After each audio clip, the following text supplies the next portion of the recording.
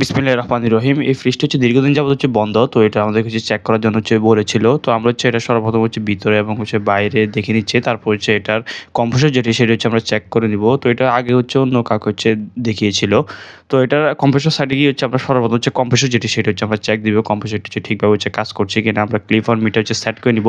তারপর এটার কনডেন্সার এবং চেম্বার যেটি সেটি আমরা প্রেসার দিব। প্রেসার দিয়ে আমরা দেখব যে এটা ঠিক রয়েছে কিনা। সর্বপ্রথম আমরা কম্প্রেসর যেটি সেটি আমরা চেক করে নিচ্ছি। ক্লিপ অন যে মিটার সেটা আমরা সেট করে নেওয়ার পর কম্প্রেসর যেটি সেটি মোটামুটি সঠিকভাবে কাজ করছে। এখন আমরা এটার যে চেম্বার অর্থাৎ ইভাপোরেটর যেটি সেটি আমরা প্রেসার হোল্ডে রাখবো। আগে এটা অন্য কেউ কাজ করেছিল। এটা কন্ডেন্সার যেটি সেটি পরিবর্তন করা হয়েছিল। তো কম্প্রেসর যেটি সেটি ঠিকভাবে কাজ করছে। এখন চেম্বার যেটি সেটি আমরা এটা চেক করে নেব এটাতে কোনো লিক রয়েছে কিনা। কম্প্রেসর চেক করা হয়ে গেলে তারপর আমরা চেম্বার যেটি সেটাতে আমরা প্রেসার দিই। প্রেসার দিয়ে দেখতে পাই এটা যে এটার যে চেম্বার অর্থাৎ এটার ইভাপোরেটর যেটি সেটি লিক। আমরা কাস্টমারকে সব মিলে সাজেস্ট করি যে এটা যেহেতু একটি পুরাতন একটি ফ্রিজ, এটা রিপেয়ার না করা বলে। এখন আমরা চেম্বার রিপেয়ার করে দিলাম, নতুন করে বাঁধাই দিলাম। কিছুদিন পর কোনো কারণে যদি কম্প্রেসরটা নষ্ট হয়ে যায়, এতে করে কাস্টমারের পরবর্তীতে আবার একটু অনেক বড় মোটা অঙ্কের একটা টাকা খরচ করতে হবে।